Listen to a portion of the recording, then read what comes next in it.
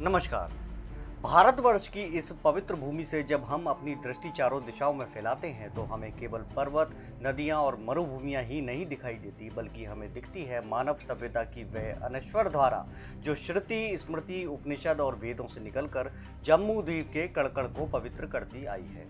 आज हम एक ऐसे भूभाग का अवगाहन करेंगे जो इतिहास के धूल धूसरित पन्नों में तो अफगानिस्तान कहलाता है, परंतु सनातन की दृष्टि में वह रहा है गंधार, आर्यावर्त का हिस्सा, जम्मू द्वीप का उज्जवल खंड। यही वह भूमि है जहां से भारत की सनातन संस्कृति, दर्शन और सभ्यता की किरणें पश्चिम एशिया और मध्य एशिया तक फैली। यही वह भूमि है जहां वेदों की गूंज सुनी गई, और यही वह भूमि है जिसे आज के इतिहासकार केवल युद्धों, आक्रमणों और साम्राज्यों की कहानियों से जोड़कर देखते हैं, परंतु सत्य इससे कहीं अधिक गहरा और रहस्यमय है। अफगानिस्तान, यह नाम सुनते ही हमारे मन में युद्ध, आतंक और संघर्ष का चित्र उभर आता है, परंतु क्या आप जानते हैं कि यह नाम संस्कृत की जड़ों से निकला है? अफगान शब्द से बना अफगान, और स्थान शब्द स्वयं संस्कृत की धरोहर है जिसका अर्थ है भूमि। जैसे हिंदुस्तान, पाकिस्तान, तुर्कमेनिस्तान, इसका सीधा अनुवाद है अफगानों की भूमि। परंतु यहाँ ध्यान देने योग्य है कि यह भूमि केवल एक जाति की नहीं बल्कि समूचे मानव सभ्यता का सेतु रही है। यह भूमि रही है वेदों और उपनिषदों के अध्ययन की धरती। यही वह भूमि है जिसे महाभारत में गंधार प्रदेश कहा गया, जहाँ से शकुनी और गांधारी का परिचय मिलता है। क्या यह केवल संयोग है कि वेदों और महाकाव्यों में वर्णित गंधार वही है जिसे आधुनिक मानचित्र अफगानिस्तान कहता है, या यह प्रमाण है कि यह भूमि सनातन संस्कृति की जड़ रही है? सनातन साहित्य में जम्मू द्वीप का उल्लेख मिलता है। यह केवल भौगोलिक परिभाषा नहीं बल्कि मानव सभ्यता के संवैधानिक अवगाहन का केंद्र था। उपनिषदों में वर्णित ज्ञान, वेदों का सामंजस्य, स्मृतियों का अनुशासन, ये सब उसी जम्मू द्वीप के अंग थे। अफगानिस्तान का यह भूभाग उस जम्मू द्वीप का एक प्रमुख खंड था।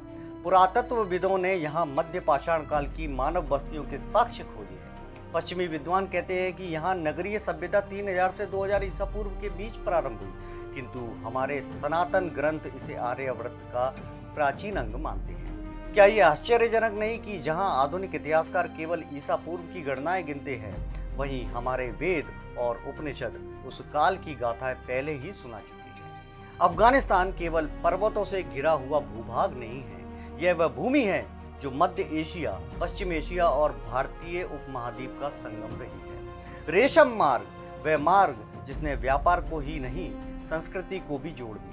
इसी मार्ग से भारतीय चिंतन, वैदिक दर्शन और उपनिषदों की ध्वनियां पश्चिमी संसार तक पहुंची। कल्पना कीजिए, जब भारत में ऋषि वेद पाठ कर रहे थे, तब काबुल और गंधार की घाटियों में भी वही ज्ञान पश्चिम की ओर बह रहा था। यह भूभाग वास्तव में मानव सभ्यता का संवैधानिक अवगाहन स्थल रहा। इतिहास गवाह है यह भूमि कितनी बार लहूलुहान हुई। यहाँ सिकंदर आया, दारा प्रथम आया, तुर्क आए, मुगल आए, नादिर शाह आया, यहाँ तक कि ब्रिटिश सेनाओं ने भी आक्रमण किया। परंतु प्रश्न है, इन आक्रमणों के बाद भी यह भूमि क्यों टिकी रही? इसका उत्तर है सनातन की शक्ति। गंधार के पर्वतों ने कितनी बार बाहरी लुटेरों का सामना किया, परंतु इसकी आत्मा, वैदिक आत्मा, कभी पराजित नहीं हुई। गंधार, जिसे महाभारत गंधार प्रदेश कहता है, आज भी उसी गौरव को अपने भीतर समेटे हुए है। गंधार कला जो बौद्ध धर्म के साथ विकसित हुई, वह भी इसी भूमि से प्रस्फुटित हुई। क्या यह प्रमाण नहीं कि इस भूमि पर सनातन की गहरी जड़ें रही हैं? आज हम कहते हैं कि अफगानिस्तान की भाषाएं दरी और पश्तो है, परंतु यदि हम ध्वनि और शब्दों का अवगाहन करें तो इनके मूल संस्कृत में दिखते हैं। स्थान संस्कृत का शब्द है, अफगान संस्कृत का आधार है। पश्तून, पठान, अफगान सभी नाम भारत की ध्वनि से जुड़े हुए हैं।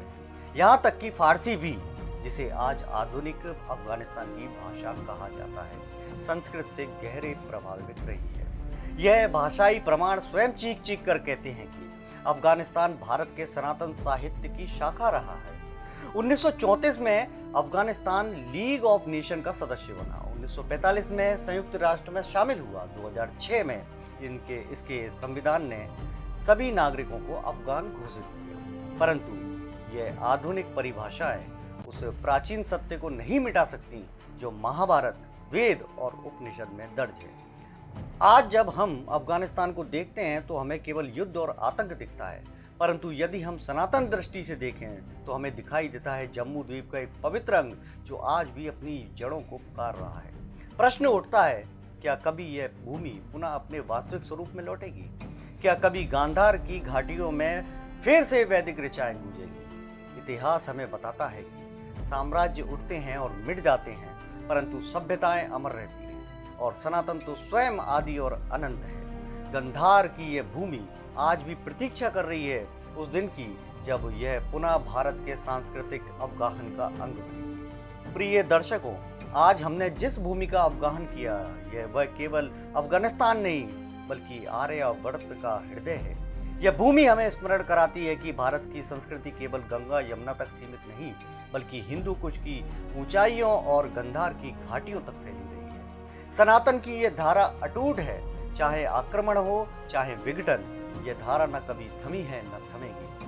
अफगानिस्तान का यह उत्थान स्वरूप हमें यही संदेश देता है, जहाँ जहाँ मानव सभ्यता है वहाँ वहाँ सनातन की जड़ें हैं। और मित्रों, यह तो केवल प्रारंभ है। अगले अंक में हम अफगानिस्तान के आगे के इतिहास को और गहराई से जानेंगे, वह इतिहास जो आधुनिक राजनीति, साम्राज्यों और संघर्षों के बीच छुपा हुआ है। तो देखते रहिए, सुनते रहिए, आपका अपना क्रांति। नमस्कार।